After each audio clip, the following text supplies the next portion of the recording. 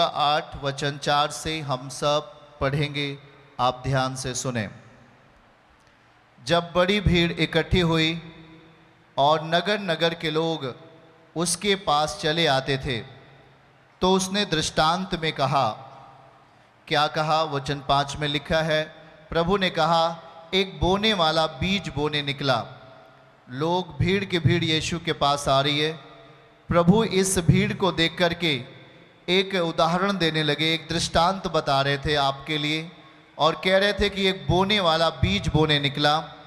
बोते समय कुछ मार्ग के किनारे गिरा और रौंदा गया।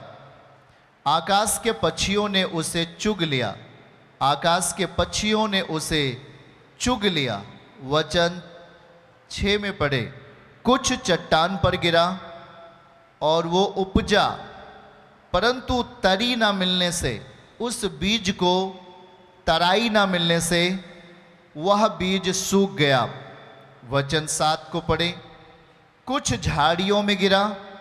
जो प्रभु वचन बोने वाले थे बो रहे थे, और झाड़ियों ने साथ साथ बढ़कर वचन को आपके भीतर दबा दिया। आगे वचन 8 और फिर 8वीं आयत में लिखा, कुछ अच्छी भूमि पर गिरा, और जो अच्छी भूमि पर गिरा वह उगा और वो 100 गुना फल लाया। यह कहकर उसने ऊंचे शब्द से कहा, जिस किसी के सुनने के कान हो वो सुन ले। आमीन। वचन 9 में चेलों ने क्या किया?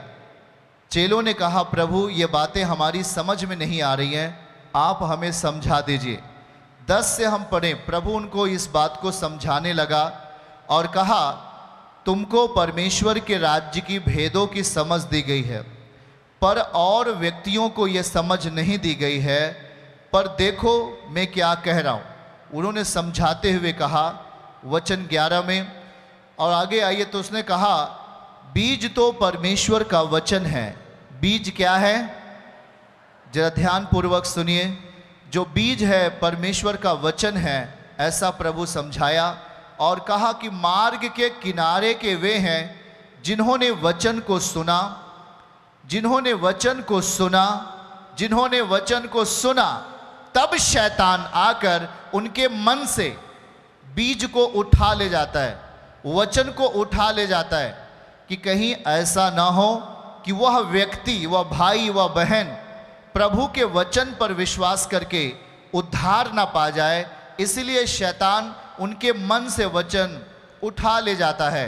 आगे वचन 13 को पढ़िए, चट्टान पर के वे हैं जो वचन सुनते हैं और बड़े आनंद के साथ वचन सुनते हैं और बड़े आनंद के साथ वचन ग्रहण करते हैं, परंतु जड़ ना पकड़ने के कारण, वचन की समझ ना होने के कारण थोड़ी देर तक वो आनंदित हो पाते हैं। और फिर आगे लिखा है, जब आजमाइश आती है, जब परीक्षाएं आती हैं उस परिवार के ऊपर, उस घराने के ऊपर, उस भाई के ऊपर, उस बहन के ऊपर, तो वो वचन में जड़ न पकड़ने के कारण लिखा है वो बहक जाते हैं, अर्थात शैतान उन्हें भी ले लेता है। आगे पढ़िए, जो झाड़ियों में गिरा सो वे, ये ऐसे लोग हैं जो झाड़ियों में गिरा। वचन जो झाड़ियों में गिरा, सब कुछ आपके भीतर होता है, ऐसी दशा प्रभु कह रहे हैं। झाड़ियों की दशा आपके मन के भीतर होती है। प्रभु कह रहा है कि वो क्या होता है, वो लिखा है कि वो चिंता करते, धन का धोखा और जीवन के सुख विलास में वो व्यक्ति फंस जाता है और वो फल नहीं लाता। आगे 15 में क्या लिखा, पर अच्छी भूमि के वे हैं, अच्छी भूमि पर जो वचन गिरे, अच्छी भूमि पर जो बीज बोए गए, ये वे हैं जिन्होंने वचन को सुना और अपने भले और उत्तम मन में उसे संभाल लिया। ओहो, क्या कर लिया? उसे जाने नहीं दिया, उसे अपने उत्तम मन में जगह दे दिया। और लिखा है कि धीरज धरने से वो लोग फल लाते हैं। आमीन, आमीन, हालेलुया। धीरज धरने से वो लोग क्या लाते हैं? फल लाते हैं। इस वचन के सुने और पढ़े जाने पर आपको आशीर्वाद मिले, आपकी आंखें खुलें, आपकी मन की आंखें खुलें। आमीन, हालेलुया। देखिए, अक्सर जो प्रभु वचन देते थे वो दृष्टांतों में बताते थे। और वो दृष्टांत आपके लिए थे। अगर आप उन दृष्टांतों को समझ पा रहे हैं तो आप आत्मिक दुनिया के सदस्य बन रहे हैं। प्रभु कहता है कि तुमको समझ दी गई है, आपको समझ दी गई है जो मैं कह रहा हूं, पर उन्हें समझ नहीं दी गई है जो नहीं समझ पा रहे। जो मेरे पास हैं वो मेरी बातों को समझेंगे, आमीन। जो मेरे पास नहीं है वो मेरी बातों को नहीं समझ पाएंगे। याद रखना कि चेले लोग पूछा, प्रभु ये क्या बात है, आप जो कह रहे हैं ये कौन सी बातें हैं, मुझे समझा दीजिए। तो परमेश्वर क्या कह रहा था, 4 तरीकों के बारे में प्रभु आपको समझाने का प्रयास करेंगे। उन्होंने पहले तरीके के बारे में कहा कि जब मैं इस भीड़ में, अगर वाक्यों को सही पढ़ो तो लिखा है कि भीड़ उनके पास आ रही थी। जहां प्रभु रहते थे वहां भीड़ की कमी नहीं थी, वहां हजारों हजारों भीड़ हमेशा प्रभु के पीछे चलने के लिए तैयार थी। और प्रभु उन भीड़ को देखकर क्या कह रहा था, कह रहा था कि ये वे लोग हैं, जब मैं अपना बीज बोऊंगा, अपने जीवन का वचन बोऊंगा, इनमें से कुछ के लोगों में ये वचन जाएगा तो, पर कुछ के लोगों में ये वचन मार्ग के किनारे के जैसा होगा। मतलब वो मार्ग पर नहीं जाएगा, वो उस मन में नहीं जाएगा, पर उस मन के ऐसे किनारे पे जाएगा जहां पर वो वचन को संजो नहीं पाएंगे। क्या लिखा है, एक बीज बोने वाला बीज बोने निकला, बोते समय कुछ मार्ग के किनारे क्या हो गया, कुछ मार्ग के किनारे गिर गया, कुछ मार्ग के किनारे गिर गया। और मैं बीज को बो रहा हूं, आप ध्यान से देखिए। अब ये गेहूं का बीज है, समझ रहे हैं, ये गेहूं का बीज है। अब बीज बोने वाला बीज बोता है, बीज सही दशा में बोने वाला कभी गलती नहीं करता।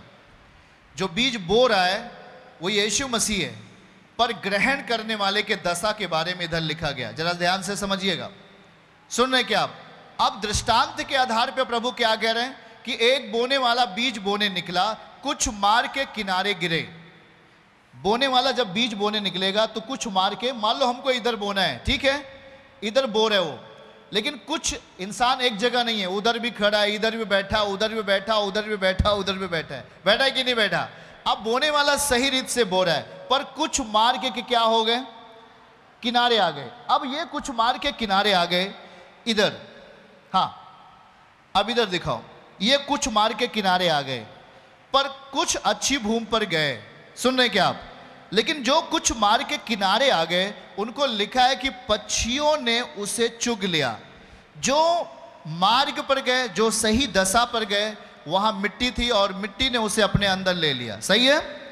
पर कुछ बीज मार्ग के किनारे जब जाते तो उन्हें पक्षी क्या किया, चुग लिया। उसका तस्वीर भी दिखाना अच्छी रीत से थोड़ा से। और इस तरीके से यहां लिखा है कि पक्षी ने आकर के इस मार्ग के किनारे पड़े हुए बीज को क्या कर लिया, उठा लिया, उठा लिया। अब मैं आपको बताता हूं कि जो बीज बो रहा है वो प्रभु है, पर आपका जमीन क्या है, एक बोने की जगह है जहां पर परमेश्वर का जन बीज को बो रहा है। आपका जो हृदय है वो एक भूमि के समान है। कैसे, भूमि के समान है। अब आपका भूमि कितना प्रतिशत तैयार है प्रभु को, वचन को स्वीकार करने के लिए। अब जब प्रभु बीज को बो रहे थे तो कुछ मार्ग के किनारे गिरे। जब कुछ मार्ग के किनारे गिरे तो जो मार्ग के किनारे जाएगा उसे पक्षी क्या करेगा, चुग लेगा। और यहां जो पक्षी चुग रहा है वो एक शैतान से संबंधित है। जरा ध्यान से सुनिए, आगे पढ़ाइएगा इस वचन को, उस चित्र को भी साथ में, उस वचन को लेकर साथ में दिखाइए कि शैतान वहां आता है और उस वचन को क्या करता है, उठा लेता है। क्या लिखा है 12वीं आयत, और दोनों दिखाओ, मार्ग के किनारे के वे हैं जिन्होंने सुना। आप सुन तो रहे हो, हेलो, पर बाकी कुछ सो रहे हैं। अब ध्यान रखना, कुछ सुन रहे हैं पर कुछ सो रहे हैं। वचन कहां जाएगा, इनके हार्ट के अंदर जाएगा कि बगल जाएगा, बगल जाएगा कि नहीं, जमीन में नहीं जाएगा, मन के भूमि में नहीं जाएगा, क्योंकि आप आंखें बंद किए हो। और वो कहां जाएगा, मार्ग के किनारे जाएगा। और मार्ग के किनारे जाएगा तो शैतान अच्छी रीति से आपके पास आएगा और आपके अंदर जो मार्ग के किनारे का वचन है, मतलब जिस वचन को आपने ना ही तो सुना ना ही तो आपने समझा, आप उसे महत्व नहीं दोगे। वो महत्वहीन दशा में आपके किसी कोने में पड़ा रहेगा और शैतान आएगा और उसे क्या करेगा, आपने ना ही तो वचन सुना ना ही तो वचन समझा, वो वचन क्या हो गया, आपके लिए यूजलेस हो गया।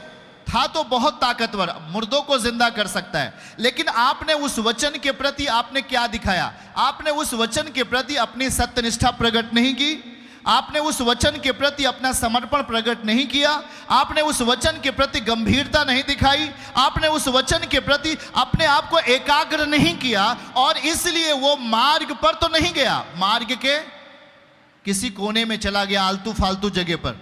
और लिखा है कि शैतान आकर के आपके मन से ही, मन बहुत बड़ी जगह होती है, आपके मन से ही वो वचन को उठा ले जाता है।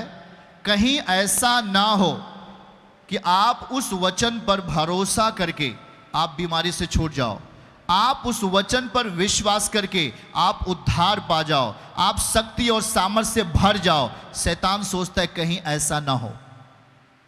आप जरा सोच के देखिए कि शैतान इतना एक्टिव है कि वचन आपके अंदर जड़ नहीं पकड़ना चाहिए, आप वचन ग्रहण नहीं करो, वो सारा इंतजाम करता है। इसलिए मैं आपको बताता हूं, जो आज 5 साल से प्रभु के साथ चर्च में समय बिता रहे हैं, लेकिन जो 5 महीने से वचन को पकड़ के समय बिता रहा है, वो 5 साल वाले को पछाड़ देता है। मालूम है क्यों?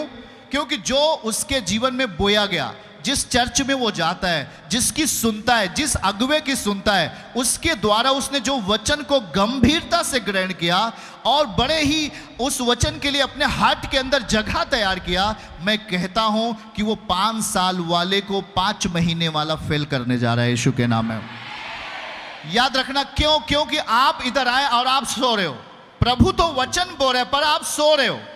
आपने उस वचन पे कभी अपने मन को नहीं तैयार किया, अपनी इच्छा उस वचन के लिए नहीं दिया, अपनी मर्जी उस वचन के लिए नहीं दिया। वचन क्या चाहता है, वचन की इच्छा क्या है, वचन की मर्जी क्या है, वचन जो चाहता है, आप अपनी इच्छा को उसके लिए तैयार नहीं किया, इसलिए वो मार्ग के किनारे गया। प्रभु कह रहे थे कि मैं बीज तो बो रहा था, भीड़ की भीड़ मेरे पास आ रही, जैसे आज यहां बैठे कुछ तो है वचन को सुनकर समझ पा रहे हैं, और वो कल अगली सुबह प्रतिफल उनके हाथ में हो गए यीशु के नाम में। पर कुछ ने कहा कि ये बातें मैं नहीं समझ पा रहा हूं, या मैं नहीं समझूंगा, या मैं इसे अपने हार्ट के अंदर नहीं रखूंगा। आपने वचन को महत्व नहीं दिया। गौर करके शब्द सुनिए, जो वचन आपके लिए बोया जा रहा है, आपने उसे अपने मन के अंदर जगह नहीं दिया, और जब आप जगह नहीं देंगे वो आपके दाएं बाएं होगा। जरा ध्यान से सुनिए, और जब वो वचन दाएं बाएं होगा वो आपके लिए कुछ नहीं कर सकेगा। मन बहुत बड़ा फील्ड होता है, मन बहुत बड़ा एरिया होता है। आपने कहीं तो वचन को, कहीं तो कुछ विश्वास के शब्दों को रखा, और बहुत सारी कूड़े कबाड़ को भी आपने मन में रखा, और किसी कोने में आपने इस वचन को रख दिया, वो काम नहीं आएगा। पर बाइबल क्या कहती है, उसके आगे जाइए, पर मार्ग के किनारे के वे हैं जिन्होंने सुना पर समझा नहीं, सुना पर वचन समझा नहीं। और समझने का कायदे का मतलब क्या होता है? वचन समझने का अर्थ होता है कि वचन को मैंने अपनी जिंदगी के लिए ले लिया। अब चाहे आंधी आवे, तूफान, मैं अब वचन को नहीं छोड़ूंगा, उसे पूरा करूंगा। आपने वचन को समझ लिया। मार्ग के किनारे के वे हैं जिन्होंने वचन सुना, तब शैतान, अब जरा ध्यान से सुनो, शैतान कितना एक्टिव है। आप उद्धार ना पाओ, आप यीशु के वचन से चंगे ना हो, जैसे कि सामने सो रही बहन, अब इसके अंदर वचन कहां जाएगा? जरा सोच के देखो। ये जैसे ही चर्च को छोड़ेगी, शैतान इसे पकड़ लेगा, इसके मनों को कठोरता में बदल देगा, इसके हार्ट के अंदर बुराइयां पैदा कर देगा, इसके मनो विचारों में गंदगियां भर देगा। यह शक्ति कहां से मिली शैतान को? आपने दी। यह शक्ति कहां से मिली? आप मनुष्य ने दी कि शैतान तू मुझे आ मार। आप बोलते हो मैं 4 महीने हो गए जी, मेरे लिए कुछ फायदा नहीं हुआ, बड़े दुख में हो।